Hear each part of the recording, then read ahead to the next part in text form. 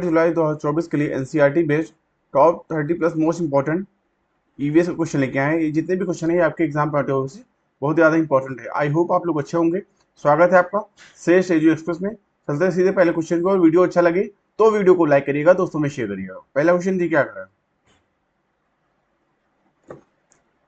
नीचे दिए गए जीवों के समूहों में से किनकी दृष्टि श्रेष्ठ होती है तथा वे मनुष्यों की तुलना में 4 गुनी अधिक दूरी की वस्तुओं को देख सकते हैं।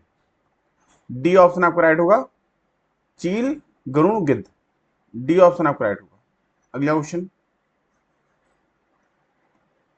नीचे दिए गए खेती करने के विवरण को पढ़िए और इस ढंग की पहचान करिए। एक फसल को काटने के पश्चात खेत को कुछ वर्षों के लिए खाली छोड़ दिया जाता है, उसमें कुछ भी नहीं उगाया जाता। इस भूमि में बांस या अन्य खरपतवार जो भी कुछ उगाता है उन्हें उखाड़ा नहीं जाता, काटकर जला दिया जाता। यह राख भूमि को उर्वर बनाती है। जब यह भूमि खेती के लिए तैयार हो जाती है तब उसे हल्का खोदा जाता है, भूमि को जोता नहीं जाता, उस पर बीज छिड़क दिया जाता है। पता है दोस्तों इसमें राइट आंसर कौन सा होगा? तो सी ऑप्शन आपका इस क्वेश्चन राइट होगा। झूम खेती का ये बारे में बताया गया। अगला क्वेश्चन, जब कोई सपेरा अपने वाद्य यंत्र बीन को बजाता है तो सांप उसकी ध्वनि पर अपने सिर को इधर उधर घुमाता है। आपके विचार से सांप वाद्य यंत्र के प्रति अनुक्रिया कैसे कर रहा है? बी ऑप्शन आपका राइट होगा, उस वाद्य यंत्र द्वारा उत्पन्न कंपनों के प्रति अनुक्रिया करके। अगला क्वेश्चन, परिवार एक इकाई होता है जिसमें माँ, पिता और उनके 2 बच्चे होते हैं। यह कथन सी ऑप्शन आपका राइट होगा। सही नहीं है, क्योंकि परिवार कई प्रकार के होते हैं तथा परिवार का केवल एक ही प्रकार में वर्गीकरण नहीं किया जा सकता। सी ऑप्शन आपका राइट होगा। अगला क्वेश्चन, मानवों के पेट में अमाशय रस की प्रकृति होती है और वह भोजन के पाचन में सहायता करता है। डी ऑप्शन आपका राइट होगा, अम्लीय। अगला क्वेश्चन, कक्षा 3 के एक शिक्षक ने अपने बच्चों को निम्नलिखित पेड़ों अथवा पौधों की पत्तियों की विभिन्न वर्गों में वर्गीकृत करने को कहा, जैसे नींबू, आम, तुलसी, पुदीना, नीम, केला आदि। कुछ विद्यार्थियों ने पत्तियों का वर्गीकरण इस प्रकार किया, जैसे ए दवाओं के गुणों वाली पत्तियां और दवाओं के गुण से रहित पत्तियां, बी बड़ी पत्तियां और छोटी पत्तियां। शिक्षक ने समूह ए को सही माना और समूह बी को गलत माना। निम्नलिखित कथनों में से कौन सा कथन अधिगम और आकलन के प्रति शिक्षक के दृष्टिकोण को प्रतिबिंबित करता है? इस क्वेश्चन के लिए आपका ए ऑप्शन राइट होगा। वर्गीकरण का काम बहुत विशिष्ट और स्त्रीकृत है तथा इसका एक ही सही उत्तर होता है। ए ऑप्शन आपका राइट होगा। अगला क्वेश्चन, पर्यावरण अध्ययन की अपनी कक्षा में समूह क्रियाकलाप का निर्माण करते हुए आप निम्नलिखित विचारों में से किसका ध्यान रखेंगे? सी ऑप्शन आपका राइट होगा, ए, बी, डी। यानी बच्चों की रुचियों का ध्यान हो, लड़कों और लड़कियों को समान रूप से रुचिकर लगे और सभी धार्मिक और सांस्कृतिक पृष्ठभूमि के बच्चों को रुचिकर लगे। अगला क्वेश्चन,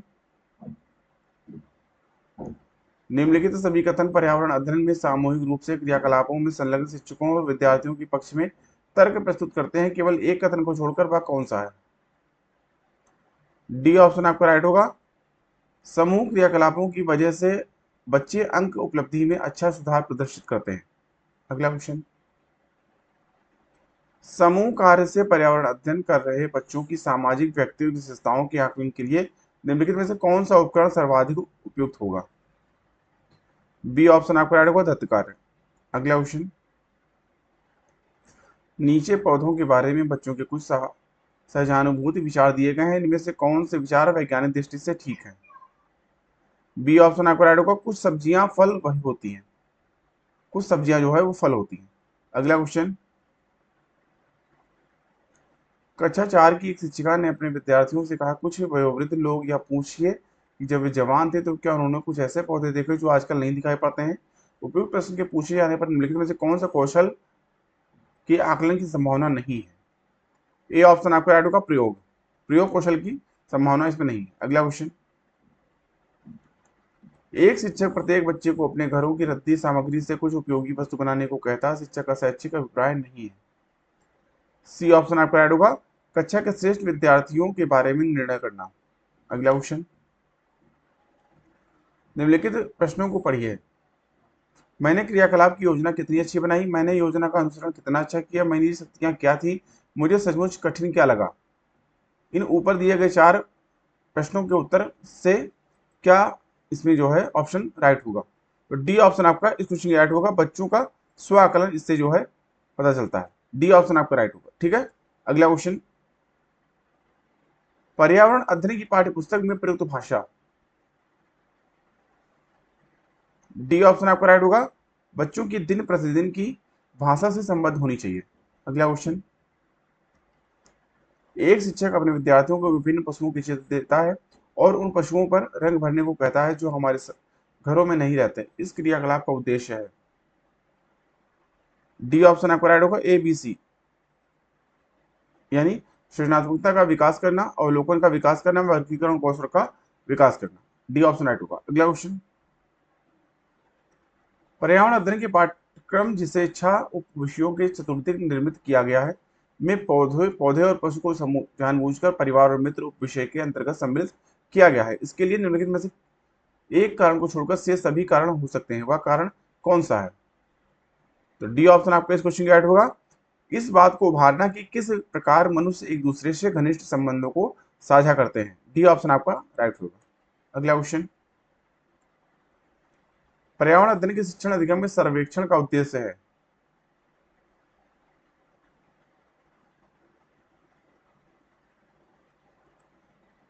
सी ऑप्शन आपका राइट होगा, ए बी सी डी चारों। ठीक है, जिसमें समुदाय के साथ अन्योन्य क्रिया का अवसर प्रदान करना, बच्चों को विभिन्न लोगों के प्रति संवेदनशील बनाना, सूचना को प्रत्यक्ष प्राप्त करने का अवसर प्रदान करना और आकलन के एक अवसर के रूप में इसका उपयोग करना। सी ऑप्शन आपका राइट होगा। ठीक है, अगला क्वेश्चन।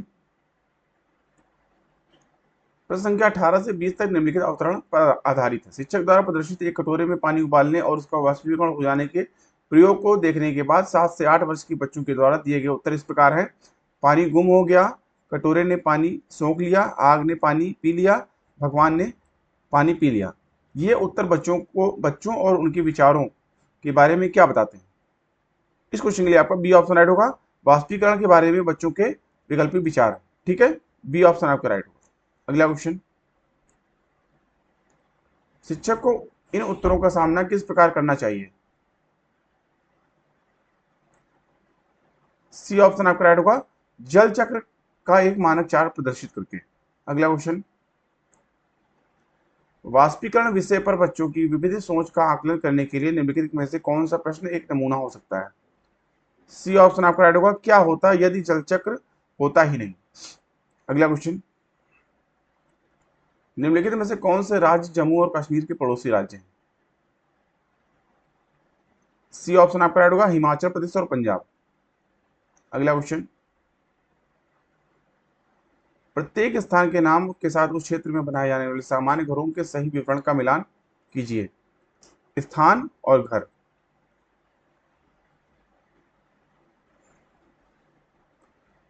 इस क्वेश्चन के लिए आपका डी ऑप्शन राइट होगा। ठीक है दोस्तों, मनाली जो है यहाँ पे पत्थर या लकड़ी से बने ढालू छतों वाले घर होते हैं।